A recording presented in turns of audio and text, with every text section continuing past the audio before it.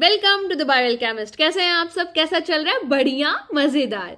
आज की क्लास में हम इंट्रोडक्शन के बाद अपना चैप्टर स्टार्ट करेंगे। Before that we have to study some scientist. What are they? Like Ernst Haeckel who coined the term ecology. Ecology word जो दिया था वो अर्नस्ट हैकेल ने दिया था by combining the two Greek word. What are they? Oikos. Oikos means home and logos means to study. So he used to combine the two Greek word. Oikos and logos means study of the home, which is the earth. The study of earth is all about the ecology is. After the three different scientists came into the role, like Alexander von Humboldt, Odum, and the third is Ramdev Mishra. Ramdev Mishra is from the Banaras, like he completed his PhD from the UK, but he is one of the scientists in India who gave ecology as a teaching. So he was one of the great scientists who termed the ecology as a teaching, as a subject. In the BHU only, I'm very proud of it that Ramdev Mishra gave the teaching from the BHU, at which place I am from.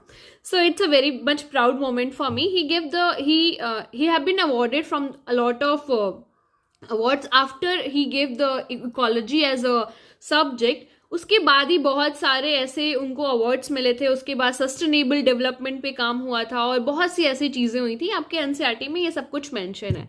So let's start without wasting our time.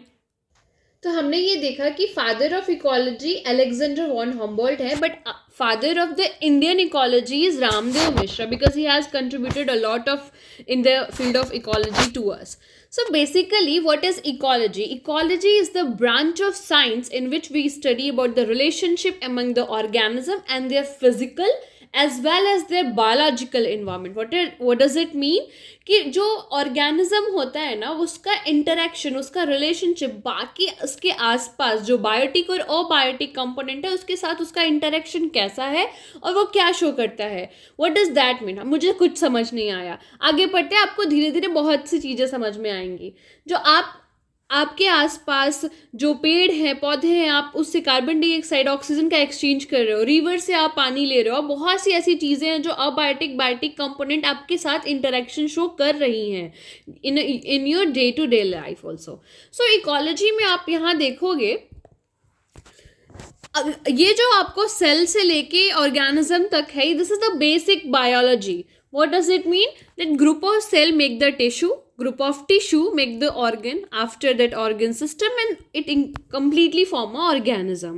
But जब आप ecology पढ़ते हो तो आप organism से चीज़ें start करते हो. आप पढ़ते हो कि जो individuals, जो group of individuals थे वो आपस में मिलके एक बहुत से बड़ी बायोस्फीयर का निर्माण करते हैं. कैसे?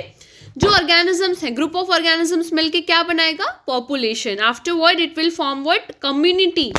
तो वो कम्युनिटी के अंदर बायोटिक और अबायोटिक कम्युनिटी दोनों आएगी. उसमें कम्युनिटी के अंदर बायोटिक और अबायोटिक फैक्टर्स भी आएंगे.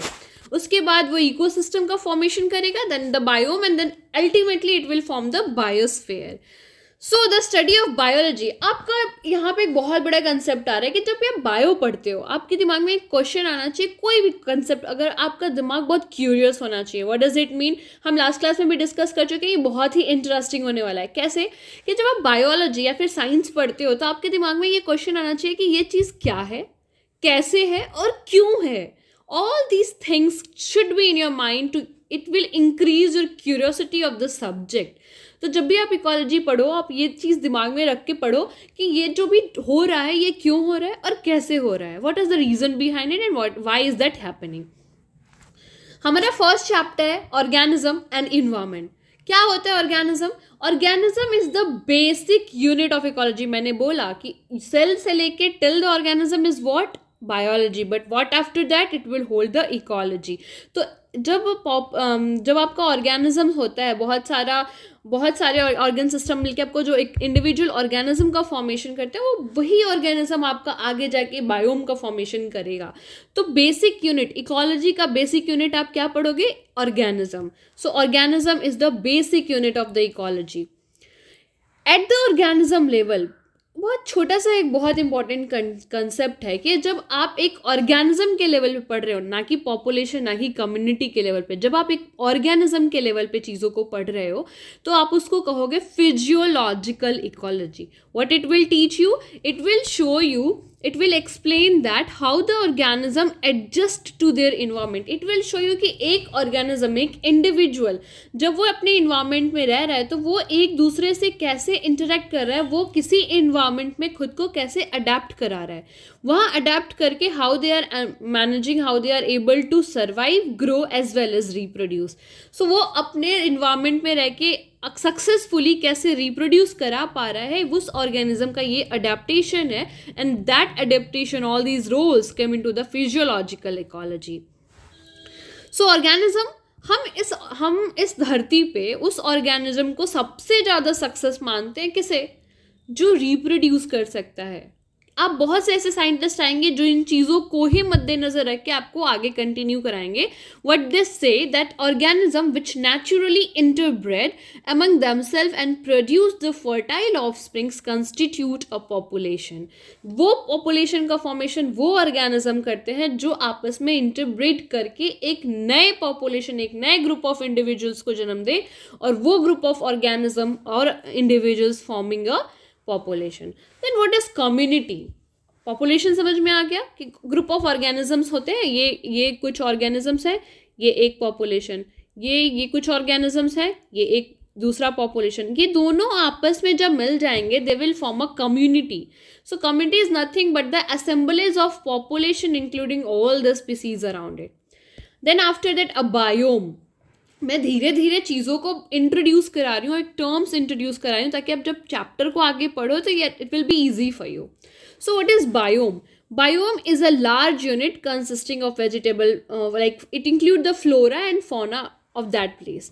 So basically बहुत सारे बायोम्स होते हैं जैसे कि desert, grassland, tundras, coniferous tree forest, temperate and tropic forest. But India में कौन से हैं, आपको ये सब चीज़ें ना आप जब सिविल प्रिपरेशन करोगे आगे लाइफ में अगर जाके तो वहाँ भी आपको आएगा कि बहुत से ऐसे बायोम्स क्या हैं, ज्योग्राफी में पढ़ते हो आप लोग, जैसे कि tropical rain forest, deciduous forest, desert and sea coast. आप धीरे धीरे रह के आप इन सब के बारे में थोड़ा थोड़ा चीज़ें पढ़ोगे. बट मेरा आज इंट्रोडक्शन है, आप इस चैप्टर का ऑर्गेनिज्म एंड इट्स पॉपुलेशन, मैं धीरे धीरे आपको सब कुछ कंटिन्यू कराऊंगी.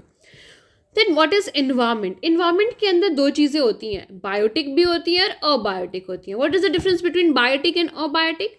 बायोटिक मतलब वो ऑर्गेनिज्म जो लिविंग है. Living organisms are basically the biotic one, and those who are not living and contributing their lives on this earth, they are known as abiotic factor.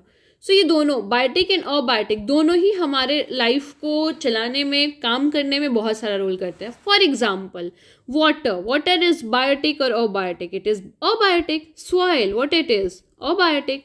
Tree biotic. तो हमारे life में tree, water और soil का एक जैसा role है, कोई भी कम हो हमारा काम नहीं चलेगा. We required everything around us. तो हमें बायोटिक और अबायोटिक दोनों ही चीज़ें चाहिए होती हैं.